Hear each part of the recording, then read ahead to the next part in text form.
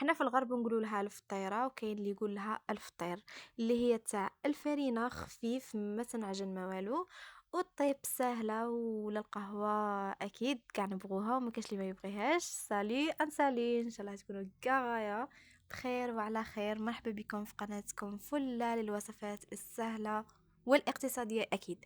كما عودتكم راني نجيب لكم صوالح القهوة، بديتها معاكم بالملوي والبغرير، ومباشرة للمبسس اللي جاي يدوب في الفم. اللي ما شافهش غير روح يشوفه. هو اليوم الفطيرة.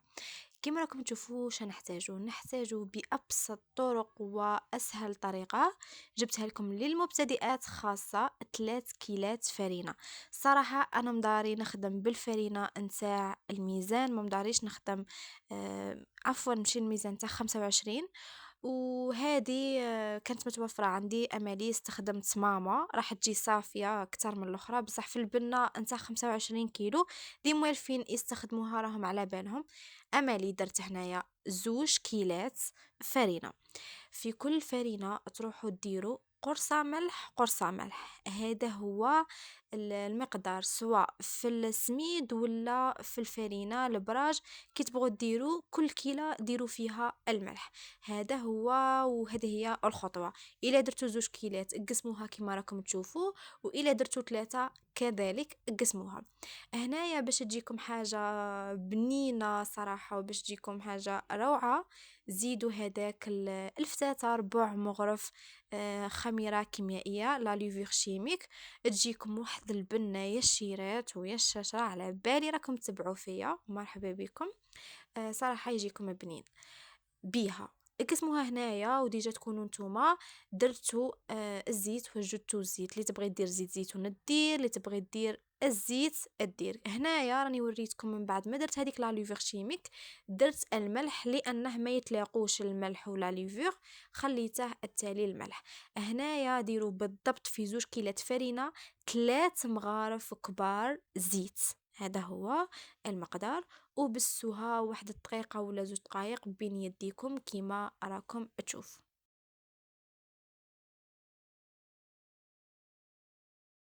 هنايا من بعد ما دقت الملح ولقيته متوازي، وتاني بسستها مليح مليح حوالي مدة دقيقة ولا دقيقتين. تروحوا تلمدوها بالماء. مقدار الماء يعتمد على الفرينة اللي استخدمتوها. هنايا غي لمدو ما تعجنوش. كما راكم تشوفوا راني وريتكم اسهل طريقة خاصة للمبتدئات. غي لمدي كما هكا، دخلي هذاك الماء بشوية بشوية، دخليه في هذيك الفرينة، وراح تتلمد لكم هذيك الفرينة بسهولة تامة.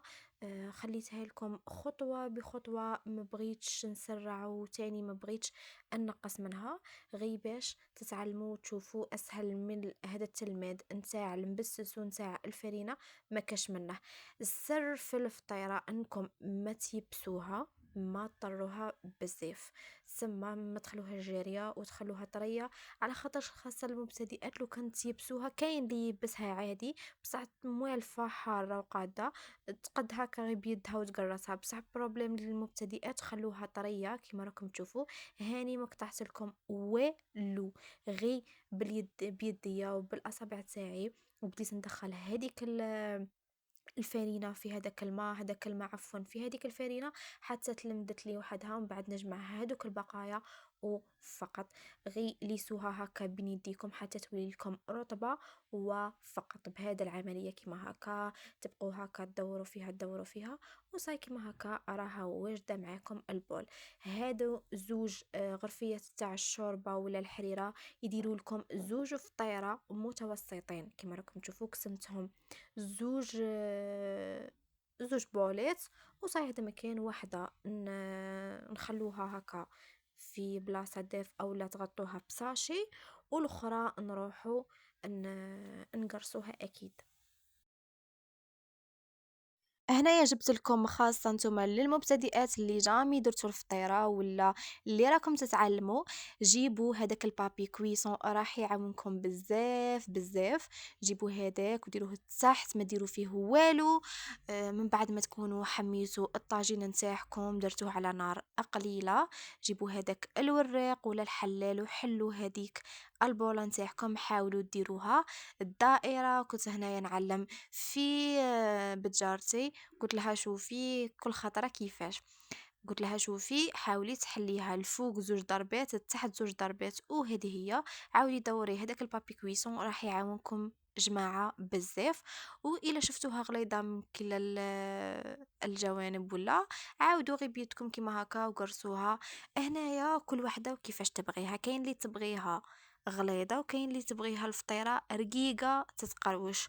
الا حنايا في الدار عندنا زوج نوع، كاين اللي يبغيها غليظة وكاين اللي يبغيها رقيقة. اما اللي درت لهم فطيرة واحدة غليظة وواحدة قليلة رقيقة. هنايا من بعد ما تكونوا حميتوا الطاجين قليل ناقص، ماهوش متوسط وماهوش عالي، وإنما قليل، تروحوا ترفدوا هذاك العجينة بها بالبابي كويسون وتحطوها وتخلوها على مهلها، ما تمسوهاش أبدا.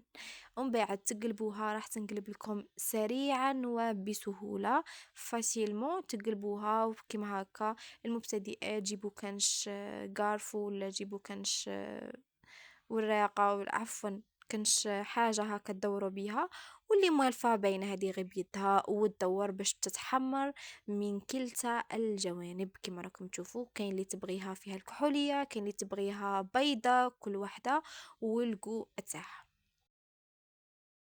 هنايا تاني جبت لكم واحدة أخرى تاني، هذه اللي درتها غليظة كما راكم تشوفوا، وتاني قلبتها بهذاك البابي كويسون، تاني خليتها تتحمر على مهلها وعلى خاطرها. وهنايا وهنايا شوفوا هديك من بعد ما طابت، وتاني الغليظة تاني تجي شابة ولذيذة، كل واحد والقو تاعه. هنايا نكونوا وصلنا لنهاية الوصفة، ان شاء الله استمتعتوا بالوصفة تاعنا.